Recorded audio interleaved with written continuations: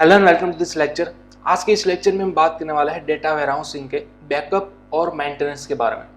पिछले लेक्चर्स के अंदर हमने देखा था डेटा वेयरहाउस की सिक्योरिटी के बारे में, राइट। तो आज हम देखेंगे डेटा वेयरहाउस का बैकअप किस तरह से लिया जाता है और उसको मेंटेनेंस रखना भी कितना जरूरी है। ओके, तो चलिए आज के टॉपिक्स के अंदर हम देखने वाले हैं सबसे पहले बैकअप टर्मिनोलॉजीज। देन आफ्टर हम बात करने वाले हैं हार्डवेयर और सॉफ्टवेयर बैकअप के बारे में, और at the last data warehouse maintenance के बारे में।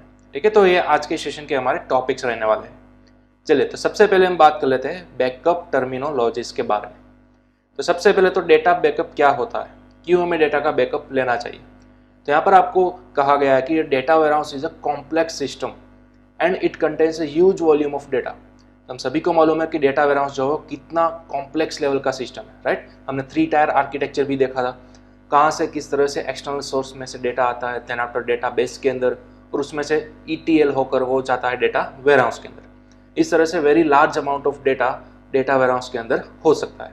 Therefore it is important to backup all the data so that it becomes available for recovery in future as per requirement. यहाँ पर क्या कहा गया कि ये बहुत ही इंपॉर्टेंट है कि आपके पास जितना भी डेटा है उन सभी का बैकअप एक बार जरूर रखें, क्योंकि इन फ्यूचर बाय मिस्टेक अगर आपका डेटा वेयरहाउस फेल हो जाता है, ठीक है, वो शट डाउन हो जाता है या फिर डेटा जो है वो रिमूव हो जाता है किसी वजह से, तो फिर आप उस डेटा को अगेन रिकवर कर सको।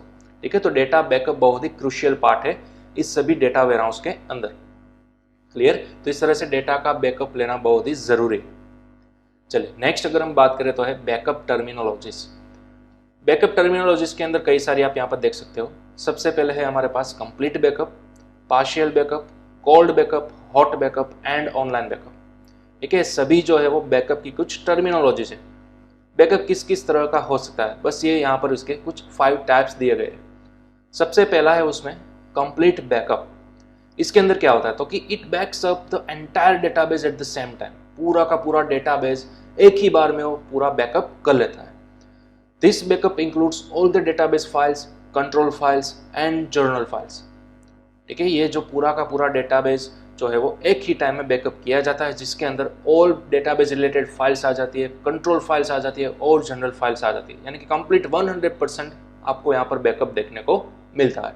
तो उसी को हम बोलते हैं complete backup. Okay, then after partial backup. नाम पर से ही मालूम चल रहा है कि पार्शियल बैकअप यानी कि कंप्लीट बैकअप नहीं होगा, बट कुछ जरूरी चीजें ही आपकी यहाँ पर बैकअप होने वाली है। देखिए यहाँ पर यही कहा गया है, as the name suggest it does not create a complete backup of database. ठीक है, डेटाबेस का पूरा कंप्लीट बैकअप क्रिएट नहीं करता। Partial backup is very useful in large databases because they allow a strategy whereby various parts of the database are backed up in a round robin fashion on a day to day basis so that the whole database is backed up effectively once a week। यहाँ पर एक जरूरी चीज बताई गई है, round robin fashion के अंदर आपका पार्शियल बैकअप परफॉर्म होता है। पार्शियल बैकअप यानी कि पूरा डेटाबेस का एक ही साथ एक ही टाइम पर बैकअप नहीं करता, क्योंकि वो एक ही टाइम पर अगर बैकअप करता पूरा का पूरा डेटाबेस तो फिर वो कंप्लीट बैकअप माना जाता।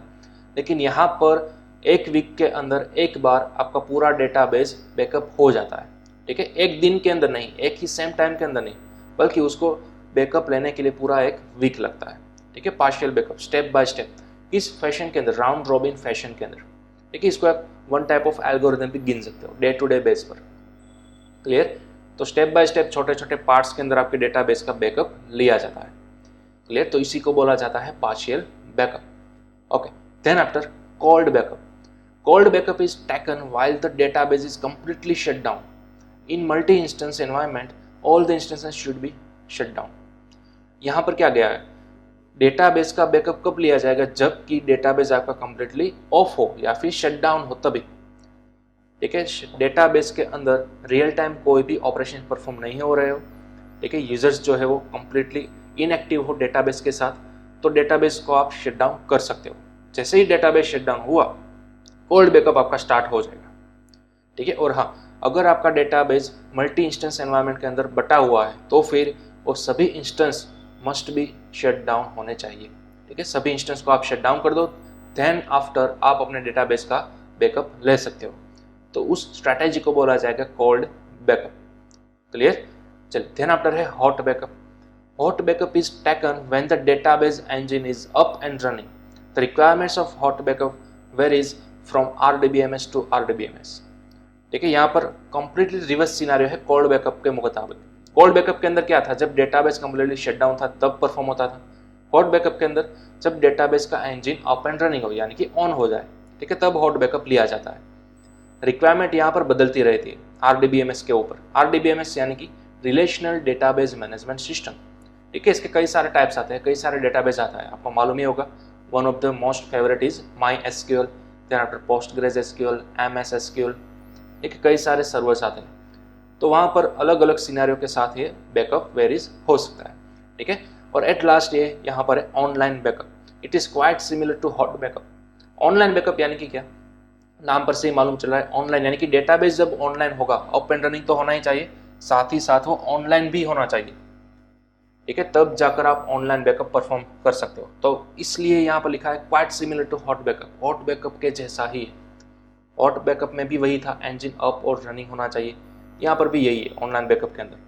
बट इंजन स्टार्ट तो है, लेकिन साथ ही साथ वो ऑनलाइन भी लाइव सर्वर के ऊपर भी होना चाहिए, तब जाकर आपका ऑनलाइन बैकअप जो है वो परफॉर्म हो सकता है। क्लियर? तो ये कुछ हमने 5 टर्मिनोलॉजीज देखी बैकअप के रिगार्डिंग। ठीक है, बैकअप के कितने टाइप्स हो सकते हैं, तो फिर आपको यहाँ पर फिलहाल अपनी स्क्रीन पर दिखाई दे रहे हैं। सबसे पहला complete backup, partial backup, cold backup, hot backup और ऑनलाइन बैकअप। क्लियर? तो चलिए अब इसका स्क्रीनशॉट ले सकते हो, इसको नोट डाउन कर सकते हो। ये कुछ 5 बैकअप्स की टर्मिनोलॉजीज आपको रिमेंबर रखनी है। क्लियर? चलिए अब हम आगे बढ़ते हैं हमारे नेक्स्ट टॉपिक की तरफ, जो कि है हार्डवेयर बैकअप। ठीक है, हार्डवेयर यानी कि हम सभी को मालूम है हार्डवेयर बैकअप यानी कि हार्डवेयर डिस्क हो सकती है, USB पेन ड्राइव हो सकती है, CD-ROM हो सकती है। ठीक है, इसके जरिए आप हार्डवेयर बैकअप ले सकते हो। चलिए यहाँ पर है सबसे पहले, it is important to decide which hardware to use for the backup. अब ऑब्वियसली आप हार्डवेयर की साथ बैकअप लेना चाहते हो, तो आपके पास एक पर्सिस्टेंट हार्डवेयर भी होना चाहिए। ठीक है, तो आपको डिसाइड करना है। The speed of processing the backup and restore depends on the hardware being used. जब आप बैकअप ले रहे हो तो बैकअप की प्रोसेसिंग की जो स्पीड होती है, ठीक है, या फिर बैकअप आपने ले लिया और उसको वापस रिस्टोर करना चाहते हो, तो किसके ऊपर डिपेंडेंट रहता है, उसकी स्पीड हार्डवेयर के ऊपर। आपने कौन सा हार्डवेयर यूज़ किया था उसके ऊपर बेस्ड रहता है, डिपेंड रहता है। ठीक है, how the hardware is connected, bandwidth of the network, backup software and the speed of servers IO system, इन सभी छोटे छोटे एस्पेक्ट पर आपका जो हार्डवेयर का बैकअप स्पीड है, ठीक है, वो डिपेंड करता है। IO यानी कि इनपुट आउटपुट। ओके, चलो अब यहाँ पर हमारे पास हार्डवेयर की कुछ चॉइसेस अवेलेबल है। सबसे पहले टैप टेक्नोलॉजीज और दूसरी है डिस्क बैकअप्स। ठीक है, तो ये 2 मेजर टेक्नोलॉजीज यूज की जाती है हार्डवेयर बैकअप करने के लिए। ओके, तो सबसे पहले आप इसका स्क्रीनशॉट ले लो। हार्डवेयर चॉइसेस 2 है जिसको हम यूज कर सकते हैं हार्डवेयर को बैकअप करने के लिए। सबसे पहला है टैप टेक्नोलॉजीज और दूसरा है डिस्क बैकअप्स। ठीक है, इन दोनों के बारे में हम आज डिटेल के अंदर बात करने वाले हैं। चलिए तो सबसे पहले हम स्टार्ट करते हैं टैप टेक्नोलॉजीज के बारे में। टैप टेक्नोलॉजी है वो जनरलाइज की गई है 4 कैटेगरीज के अंदर। सबसे पहला है tape media, then after stand alone tape drivers, tape stackers and tape silos, जिसके अंदर सबसे पहले हम बात करेंगे टैप मीडिया के बारे में। ठीक है, यहाँ पर आपको पिक्चर दिखाई दे रहा है, इसको हम बोलते हैं टैप मीडिया। हमारा जो CD-ROM होता है, हमारा हार्ड डिस्क होता है, ठीक है, इसको। There exist several varieties of tape media, some tape media standards are listed in the table. यहाँ पर आपके पास कुछ टैप मीडियाज की कैटेगरीज दिखाई गई है। फॉर एग्जाम्पल DLT 3490E और 8mm टैप मीडिया। ठीक है, इन सभी की कैपेसिटी और इसके इनपुट आउटपुट रेट्स को आप यहाँ पर देख सकते हो। ठीक है, बहुत ही ओल्ड टैप मीडिया है। फिलहाल अगर हम लेटेस्ट की बात करें तो हमारे पास SSD जैसी super fast tap media available है, जिसकी IO रेट्स 1 GB पर सेकेंड हो सकती है, 500 GB पर सेकेंड तक भी हो सकती है। आपने सुना होगा NVMe SSD। ठीक है, बट ये शुरुआत की इनिशियल टैप मीडियाज थी। ठीक है, तो इसका भी हमें बेसिक नॉलेज होना चाहिए। तो इसका आप पहले स्क्रीनशॉट ले लो, व्हाट इज टैप मीडिया और इसकी अलग अलग टैप मीडिया की कैटेगरीज, कैपेसिटीज और इनपुट आउटपुट रेट्स। क्लियर? चलिए, देन आफ्टर आप हार्डवेयर की मदद से स्टैंड अलोन टैप ड्राइवर्स को भी यूज कर सकते हो। यहाँ पर इसका भी एक पिक्चर दिखाया गया है। ठीक है, the tape drivers can be connected in the following way, direct to the server के साथ आप डायरेक्ट कनेक्ट कर सकते हो, एज नेटवर्क अवेलेबल डिवाइसेस, और साथ ही साथ रिमोटली टू अदर मशीन्स। ठीक है, आपके पास यहाँ पर जो टैप डिवाइस अवेलेबल, इसके अंदर आप स्टैंड अलोन टैप ड्राइवर को भी यूज़ कर सकते हो। यहाँ पर जो आप पर्पल कलर की टैप ड्राइव दे सकते हो उसको। ठीक है, तो ये अलग अलग टैप ड्राइव्स के अंदर भी आप अपना डेटा का बैकअप कंप्लीटली ले सकते हो। क्लियर? तो ये था आपका stand alone tape drives. Okay, चलो अब नेक्स्ट हम बात करते हैं टेप स्टैकर्स की। The method of loading multiple tapes into a single tape drive is known as tape stacker. यहाँ पर आप पूरा एक स्टैक का फिगर देख सकते हो, देखिए, ठीक है, बहुत ही बड़ा होता है टैप स्टैकर। टैप स्टैकर यानी कि मल्टीपल जो आपकी टैप्स थी उसको आप एक ही कोई पोजीशन के अंदर, एक ही लोकेशन के अंदर सेव कर दो या फिर एक ही लोकेशन के अंदर पुटअप कर दो। ठीक है, तो यहाँ पर यही लिखा गया है, loading multiple tapes into single tape drive, that is known as tape stackers. ठीक है, तो ये पूरा का पूरा एक स्टैकर है जो कि ओनली एंड ओनली टैप को ही स्टोर करके रखता है। The stacker dismounts the current tape when it has finished with it and loads the next tape, hence only one tape is available at a time to be accessed. ठीक है, यहाँ पर आपको क्या कहा गया है, आपके पास यहाँ पर मल्टीपल टैप्स तो हो ही सकती है, बट एट अ टाइम कोई एक ही फिलहाल रनिंग के अंदर होती है। उस एक टैप का रनिंग फिनिश हो जाए उसके बाद वो नेक्स्ट टैप को लोड करता है ऑटोमेटिक, एंड देन आफ्टर उसके काम फिनिश होने के बाद अगेन वो नेक्स्ट टैप को लोड करता है। तो एट अ टाइम कोई एक ही टैप आपको अवेलेबल होती है एक्सेस करने के लिए। ठीक है, the price and the capabilities में vary, but the common ability is that they can perform unattended backups. यहाँ पर स्टैकर के पास कौन सी एबिलिटी है कि वो डायरेक्टली अनअटेंड बैकअप्स को परफॉर्म कर सकता है। ठीक है, आपको बैकअप नहीं करना था बट आपने यहाँ पर शेड्यूल किया हुआ था बैकअप कि 2 दिन बाद या फिर वीकली 1 बार 2 बार आप कोई एक स्पेसिफिक टाइम पीरियड पर उसका बैकअप ऑटोमेटिक ले सकते हो। ठीक है, तो ये आपका टैप स्टैकर अलाउ करता है, उसके पास एक कैपेबिलिटी है। क्लियर? तो चलिए अब आप इसका भी स्क्रीनशॉट ले लो, इसको नोट डाउन भी कर सकते हो, what is tap stacker. Okay, चलिए नेक्स्ट अगर हम बात करें तो हमारे पास है टैप सिलोस। टैप सिलोस का भी आप यहाँ पर फिगर देख सकते हो। ठीक है, टैप सिलोस प्रोवाइड करता है large store capacities, tap stacker से भी ज्यादा। टैप स्टैकर जो हमने अभी भी देखा उससे भी ज्यादा कैपेसिटी कौन प्रोवाइड करता है? Tap silos. ठीक है, tap silos can store and manage thousands of taps. कई सारे टैप्स होते हैं आपके पास, लार्ज अमाउंट ऑफ, उन सभी को वो एक ही साथ स्टोर कर सकता है। वन टाइप ऑफ, इसको आप गोडाउन समझ लो। ठीक है, टैप को स्टोर करने के लिए they can integrate multiple tap drives, एक ही साथ वो कई सारे टैप ड्राइव्स को स्टोर कर सकता है, इंटीग्रेट कर सकता है। They have the software and hardware to label and store the tapes they store. क्या कहा गया कि इसके अंदर तो थाउजेंड्स ऑफ टैप्स हो सकती है ना यहाँ पर। ठीक है, तो कौन सी टैप क्या है, उसका डिस्क्रिप्शन क्या है, उसका पर्पस क्या है, उन सभी को वो सॉफ्टवेयर और हार्डवेयर की मदद से लेबलाइज्ड कर सकता है। It is very common for the silo to be connected remotely over a network और डेडिकेटेड लिंक। लेकिन इन सभी को वर्कआउट करने के लिए सिलो का किसी नेटवर्क के साथ डायरेक्टली यानी कि डेडिकेटेड लिंक के साथ या फिर रिमोटली कनेक्टेड होना बहुत ही ज़रूरी है। ठीक है, तभी वो काम कर सकता है। So for that we should ensure that the bandwidth of the connection is up to the job. यहाँ पर क्या कहा गया लास्ट पॉइंट के अंदर, जो भी आपका रिमोट सर्वर इसके साथ डायरेक्टली जुड़ा हुआ है उसकी बैंडविड्थ एफिशिएंट होनी चाहिए। Connection is up to the job यानी कि बहुत ही एफिशिएंट बैंडविड्थ होनी चाहिए। ऐसा नहीं कि इंटरनेट की बैंडविड्थ जो है वो बहुत ही कम हो और आपने उसके साथ अटैच कर दिया बहुत ही बड़ा टैप सिलोस, तो फिर वो हैंडल नहीं कर सकेगा।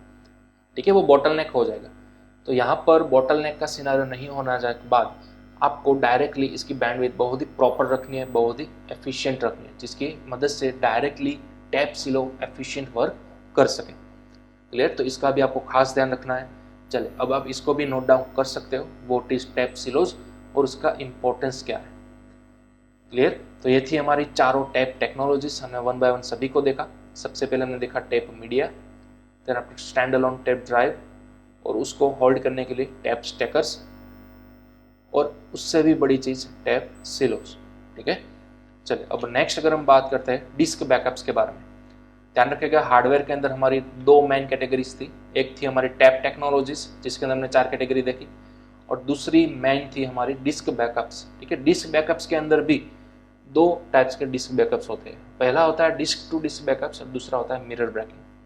ठीक है, सबसे पहले हम बात करते हैं डिस्क टू डिस्क बैकअप्स के बारे में, और ये दोनों मेथड जो है वो OLTP सिस्टम के अंदर यूज़ की जाती है। ठीक है, हमने ऑलरेडी OLTP को पढ़ लिया है डिटेल के अंदर, ऑनलाइन ट्रांजेक्शन।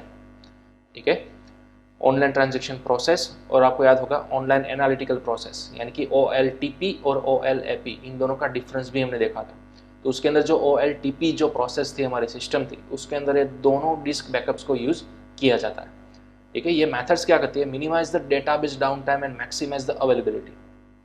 डेटाबेस आपका अगर in future very large amount of data के साथ बन जाता है तो फिर डेटाबेस की बहुत ही हाई पॉसिबिलिटीज़ होती है कि वो टाइम के साथ डाउन होता रहे या फिर शट डाउन होता रहे अनएक्सपेक्टेडली। ठीक है, तो ये यहाँ पर इसको रोकता है, ये दोनों मेथड्स यहाँ पर ऐसा होने से आपको रोकती है, प्रिवेंट करती है।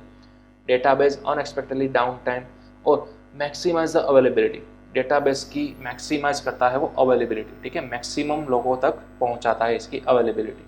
ये दोनों मेथड्स इस काम को बड़ा ही आसानी से कर देती है। ठीक है, तो सबसे पहले हम बात करते हैं डिस्क टू डिस्क बैकअप्स। यहाँ पर आपको अगेन फिगर दिखाया गया है।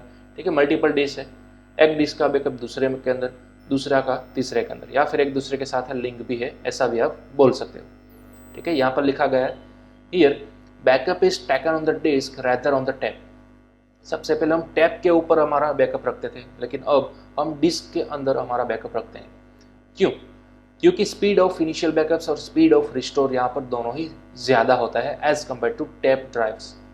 ठीक है, हमारे पास बैकअप करने के लिए दो चीज़ थी, या तो टैप या फिर डिस्क। टैप के अंदर हमने चारों कैटेगरीज को देखा।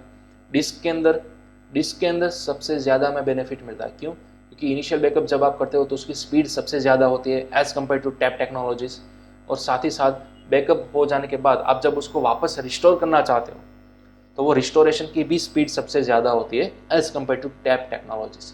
ठीक है, तो इसकी वजह से आप डिस्क टू डिस्क को कंसीडर कर सकते हो। Then after backing up the data from disk to disk is much faster than to the tape. तो मैंने अभी भी यही बोला, बैकअप अगर आप करते हो, ठीक है, डिस्क टू डिस्क मैकेनिज्म से, तो कई गुना ज़्यादा फास्टर टेक्निक है as compare to tape technologies. Clear? However it is the intermediate step of backup, later the data is backed up on the tape। यहाँ पर कहा गया कि इंटरमीडिएट स्टेप है बैकअप करने का। जितनी आसानी से आप टैप टेक्नोलॉजी पर बैकअप करते हैं, ठीक है, यहाँ पर इतना आसान नहीं है, यहाँ पर थोड़ा सा वो हार्ड हो जाता है बैकअप करने के लिए, क्योंकि यहाँ पर हम यूज़ कर रहे हैं डिस्क को। ठीक है, एक बार अगर आप डेटा को बैकअप कर लेते हो तो फिर कुछ टाइम बाद आपको वो डेटा टैप के अंदर भी बैकअप करना होगा। ठीक है, यहाँ पर ये लिखा गया है। Clear? The other advantage of disk to disk backups is that it gives you an online copy of the latest backup।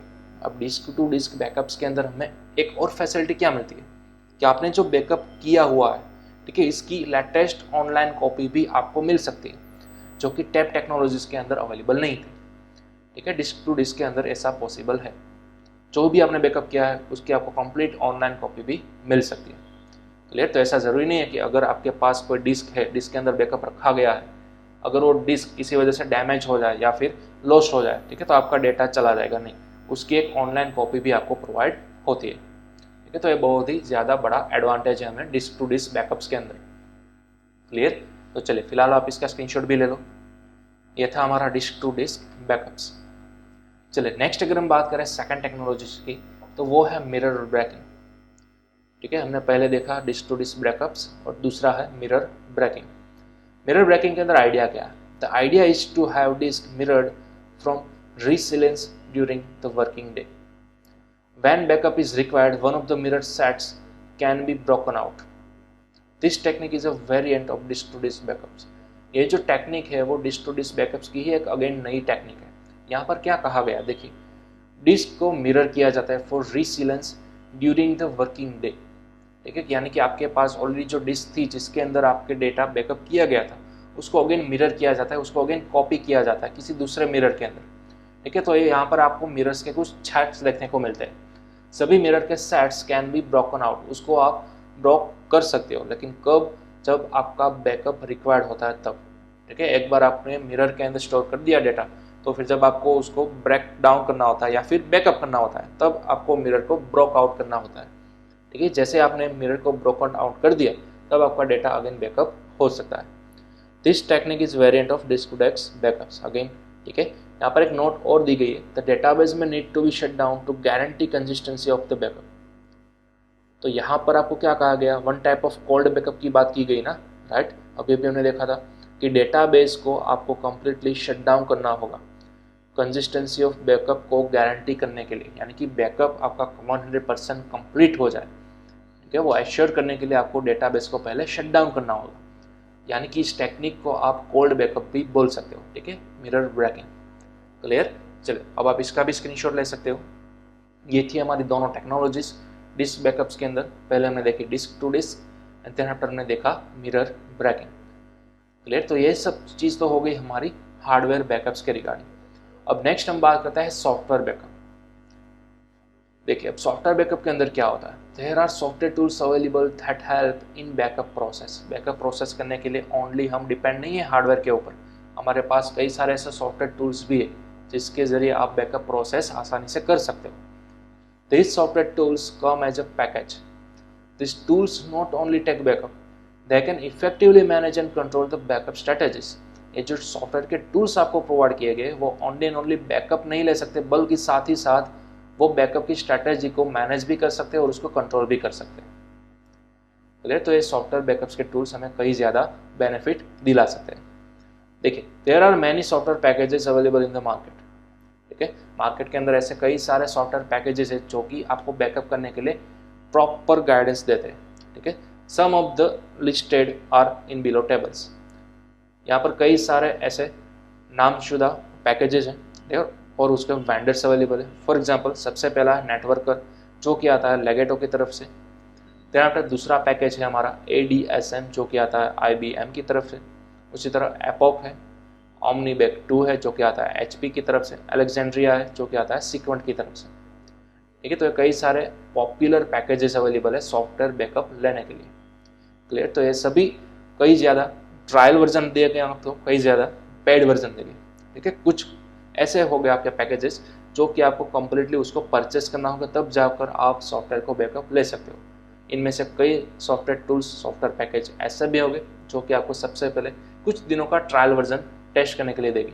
अगर आपको पसंद आता है, अगर आपके काम का होता है, तो फिर आप उसको कम्प्लीटली परचेस भी कर सकते हो, ठीक है। तो ये कई ज़्यादा पॉपुलर नाम अवेलेबल है पैकेजेस के, इसका भी आप स्क्रीनशॉट ले सकते हो सॉफ्टवेयर बैकअप्स का। क्लियर? तो ये थे हमारे सॉफ्टवेयर बैकअप्स के कुछ पैकेजेस। चलिए नेक्स्ट हम बात करेंगे डेटा वेयरहाउस मेंटेनेंस के बारे में, ठीक है। डेटा वेयरहाउस मेंटेनेंस बहुत ही खास और बहुत ही क्रूशियल हमारा पॉइंट है, क्योंकि डेटा वेयरहाउस को आपको मेंटेन भी करना होगा। ऐसा नहीं है कि हर जगह से सभी रिसोर्सेज के आपको डेटा खींचते गए और डेटा वेयरहाउस के अंदर स्टोर करते गए। हम सभी को मालूम है data warehouse only read only warehouse है, ठीक है, only read only data warehouse architecture है। बट उसके अंदर जो डेटा आ रहा है उसको आपको मेंटेन भी तो करना होगा, ठीक है। उसकी हमने सिक्योरिटी की भी बात की थी, आज हमने उसके बैकअप की भी बात की, लेकिन अब मोस्ट इंपॉर्टेंट उसका मेंटेनेंस भी आपको रखना होगा। देखिए यहाँ पर यही कहा गया कि both database and data warehouse consist of tables, indexes and keys, but unlike the former, warehouses are designed primarily to respond to critical analysis queries. Database के अंदर और डेटा वेयरहाउस के अंदर दोनों के अंदर कई सारे टेबल्स हो सकते हैं, इंडेक्सेस, कीज, सब कुछ हो सकता है। बट डेटा वेयरहाउस को हमने प्राइमरी डिज़ाइन किस तरह से किया था, तो कि एनालिटिक्स के थ्रू कई सारी एनालिसिस क्वेरीज, कई सारी कॉम्प्लेक्स एनालिसिस क्वेरीज लगाई थी जाए तो फिर डेटा वेयरहाउस उसको कम्प्लीटली रिस्पॉन्ड दे सकता हो, ठीक है। क्वेरीज आप कई सारी कॉम्प्लेक्स लेवल की लगा सकते हो, जॉइंट्स वाली क्वेरी, ठीक है, कई सारी क्वेरीज आप लगा सकते हो। तो जब भी आप जॉइंट्स वाली क्वेरी लगाते हो, बहुत ही लंबी क्वेरीज, ठीक है, आपको जो भी रिक्वायरमेंट डेटा की होती है उस टाइप की आप क्वेरीज लगाते हो, तो फिर हमारा डेटा वेयरहाउस इतना ऑप्टिमाइज होना चाहिए, उतना कैपेबल होना चाहिए कि हमें डायरेक्टली रिस्पॉन्ड कर सके, ठीक है। तो ये बहुत ही क्रिटिकल चीज़ है डेटा वेयरहाउस का रिस्पॉन्सिव होना। Clear? Thus maintaining a data warehouse requires a bit more work, including keeping the data very well organized, updating the data warehouse to fit constantly changing business requirements, and reviewing all updates with your entire staff. Data warehouse को आप directly OLAP के साथ भी compare कर सकते हो, online analytical process. Data warehouse के अंदर आप कंप्लीटली एनालिटिक प्रोसेस कर सकते हो, ठीक है।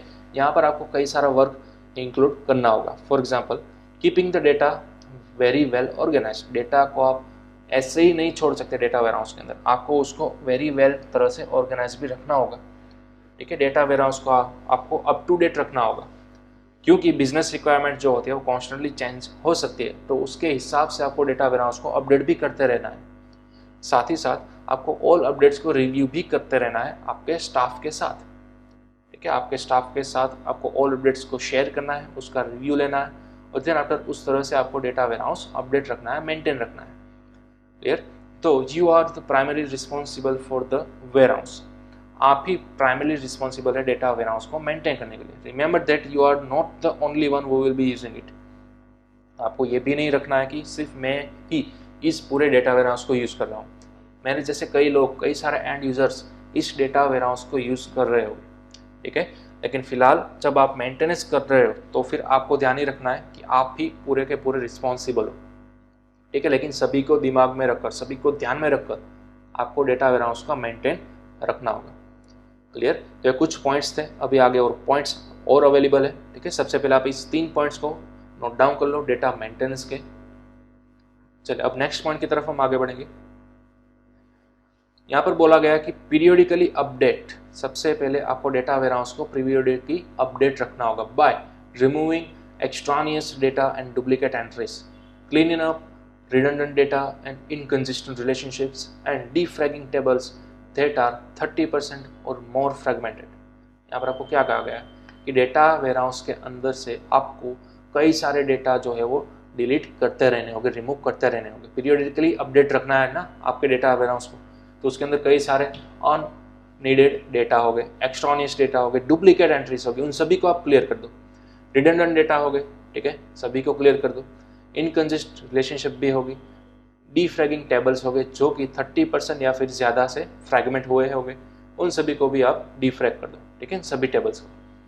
देन आफ्टर दूसरा पॉइंट है keep the web log lean and regularly delete summarised data.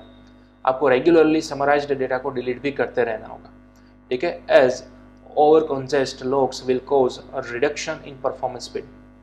क्योंकि अगर आपके पास कई सारे लॉग्स इकट्ठा हो जाते हैं तो फिर वो आगे जाकर परफॉर्मेंस की स्पीड पर भी रिड्यूस कर सकते हैं, इसको अफेक्ट कर सकते हैं, ठीक है। तो हमें परफॉर्मेंस की स्पीड भी सबसे ज़्यादा रखनी होगी, इसलिए हमें वेब लॉग को भी डिलीट करते रहना होगा, ठीक है। Back the data into an archive if you must maintain a historical record. आप ये नहीं चाहते कि मुझे वेब लॉग्स डिलीट करना है, आप किसी ना किसी तरह से वेब लॉग्स को स्टोर करना चाहते हो, तो फिर उसके लिए आपको अपने डेटा को आर्काइव कर लेना है, ठीक है। यानी कि परमानेंट डिलीट नहीं करना है, टेम्पररी डिलीट करके किसी एक साइट के अंदर रख देना है, ठीक है। तो वहाँ पर आप हिस्टोरिकल रिकॉर्ड भी मेंटेन कर सकते हो। क्लियर? देन आफ्टर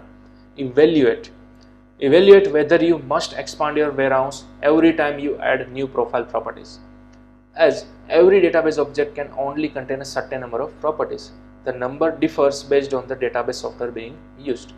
ठीक है, आपके डेटा वेयरहाउस के अंदर नए नए प्रोफाइल्स या फिर नई नई प्रॉपर्टीज जब ऐड होती रहेगी तब आपको उसको इवेल्युएट भी करते रहना, ठीक है। क्योंकि डेटाबेस का कोई एक ऑब्जेक्ट किसी सर्टेन नंबर ऑफ प्रॉपर्टीज को ही हैंडल कर सकता है, उस सर्टेन नंबर ऑफ प्रॉपर्टीज से आगे अगर आपकी प्रॉपर्टीज बढ़ जाती है तो फिर वो हैंडल नहीं कर सकता, ठीक है। तो ये सब कुछ डिपेंड करता है कि आप कौन सा सॉफ्टवेयर यूज़ कर रहे हो फॉर डेटाबेस, ठीक है। तो यहाँ पर इवेल्युएशन भी एक बहुत ही बड़ा रोल पॉइंट है। क्लियर? चलिए, देन आफ्टर आती है बात डेटा को ट्रांसफॉर्म करने की। Transform data by combining multiple fields into one field. आपके पास कई ऐसी सारी फील्ड्स होगी, इसको आप एक फील्ड के अंदर जरूर से ज्वाइन कर सकते हो, कंबाइन कर सकते हो। Breaking down data fields into separate fields based on year, month and day. क्या कहा गया? आपके पास जो डेटा फील्ड है उसको आप सेपरेट कर दो based on year, month and day. Mapping related data sets into single representation. आपके पास अलग अलग डेटा सेट्स है जो छोटे छोटे हैं, उसको आप किसी एक तरह से रिप्रेजेंट कर सकते हो, तो उसको आप रिप्रेजेंट करो। And applying surrogate keys to dimension table records. ठीक है, हमने स्टार स्कीमा, गैलेक्सी स्कीमा जो सब देखा था उसके अंदर हमने डायमेंशन टेबल भी देखा था, ठीक है। तो वहाँ पर डायमेंशन टेबल्स के जो रिकॉर्ड्स थे उसके ऊपर भी आप कीज को क्या करो, सराउगेट करो, ठीक है, उसको अप्लाई करो। क्लियर? तो ये सभी चीज़ भी आपको ध्यान में रखनी है डेटा वेयरहाउस को मेंटेनेंस करते वक्त, ठीक है। सभी points, each and every points बहुत ही बड़ा रोल निभाते हैं, ठीक है। तो इसको खास आपको ध्यान में रखना है। चल, अब इसका भी आप स्क्रीनशॉट ले लो, इसको भी आप नोट डाउन कर लो। क्लियर? चलिए, नेक्स्ट हमारे पास और 2 पॉइंट्स हैं। सबसे पहला है keep users of the warehouse well trained. ध्यान रखेगा, ये भी एक बहुत ही इंपॉर्टेंट चीज़ है। आपके यूज़र या फिर आपके वेयरहाउस को जो यूज़ कर रहे हैं यूजर्स, ठीक है, उसको आप वेल ट्रेंड रखो। किस तरह से? How to create queries. सभी यूजर्स को बता होना चाहिए कि किस तरह से हमें क्वेरीज क्रिएट करनी है, किस तरह से एक्सेस करना है डेटाबेस स्ट्रक्चर को, और किस तरह से अनएक्सपेक्टेड कंटीजेंसीज को हैंडल करना है, ठीक है। Also review all warehouse changes with staff members before applying them. सबसे पहले आप सभी अपने स्टाफ मेंबर्स के साथ अपने अपडेट्स को, अपने डेटा वेयरहाउस रिगार्डिंग चेंजेस या फिर अपडेट्स को रिव्यू करो, ठीक है। उसके बाद सभी की राय देखकर उसको अप्लाई करो, डायरेक्टली नहीं, because the changes might negatively affect the users ability to acquire the information he needs, ठीक है। क्योंकि सभी यूजर्स की नीड्स अलग अलग हो सकती है, तो सभी यूजर्स की एबिलिटी एक जैसी नहीं होती कि वो सभी डेटा जो आप दे रहे हो वो उसको सभी को एक्वायर कर ले, ठीक है। तो इस हिसाब से थोड़ी सी नेगेटिव इफेक्ट भी पड़ सकती है, तो इसको भी खास ध्यान में रखना होगा। क्लियर। और लास्ट टॉपिक है update statistic files. Update statistic files after you load new data, rebuild and index. Also run periodic updates either weekly or monthly. Keeping your statistic files updated will optimize query transactions, which in turn will enhance overall performance speed. यहाँ पर आपको क्या कहा गया कि update करते रहना है आपको स्टैटिस्टिक फाइल्स को। जब आप नए डेटा को क्या करते हो, लोड कराते हो, ठीक है। क्योंकि आपने जैसे ही नए डेटा को लोड कराया डेटा वेयरहाउस के अंदर, आपकी जो मेटा डेटा रेपोजिटरी के अंदर जो इंडेक्स थी वो भी साथ ही साथ रिबिल्ड होगी, राइट।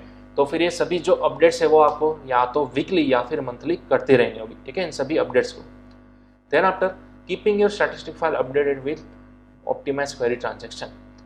आप स्टैटिस्टिक्स फाइल्स को अपडेटेड करते रहते हो तो फिर आपकी जो क्वेरी ट्रांजेक्शन्स की जो प्रोसेस होती है वो भी बहुत ही ज़्यादा ऑप्टिमाइज हो जाती है, ठीक है, जो कि ओवरऑल परफॉर्मेंस स्पीड को ज़्यादा से ज़्यादा एनहेंस करती है, ज़्यादा से ज़्यादा बढ़ा सकती है, ठीक है। तो ये भी एक खास पॉइंट है update statistic files periodically. Clear. तो चलिए इसका भी आप स्क्रीनशॉट ले लो। ये था हमारा सिंपल डेटा मेंटेनेंस, ठीक है। इतनी चीज़ आपको खास ध्यान में रखनी होगी। क्लियर। तो बस आज के सेशन के अंदर हम इतना ही रखते हैं, ठीक है। आज के सेशन के अंदर हमने क्या क्या देखा, सिंपल बैकअप टर्मिनोलॉजीज देखी हमने, हार्डवेयर बैकअप और सॉफ्टवेयर बैकअप देखा, और at the last but not list data warehouse maintenance देखा, ठीक है। तो इसी के रिगार्डिंग मैं आपको यहाँ पर 3 क्वेश्चन दे रहा हूँ होमवर्क के अंदर, ठीक है। आपको अपने बुक के अंदर लिख लेना है, कंप्लीट। तो चलिए अब हम मिलते हैं अपने नेक्स्ट सेशन के अंदर नए टॉपिक के साथ। क्लियर। बट तब तक आपको इन सभी चीज़ों को एक बार ध्यान से रिफर कर लेना है, ओके।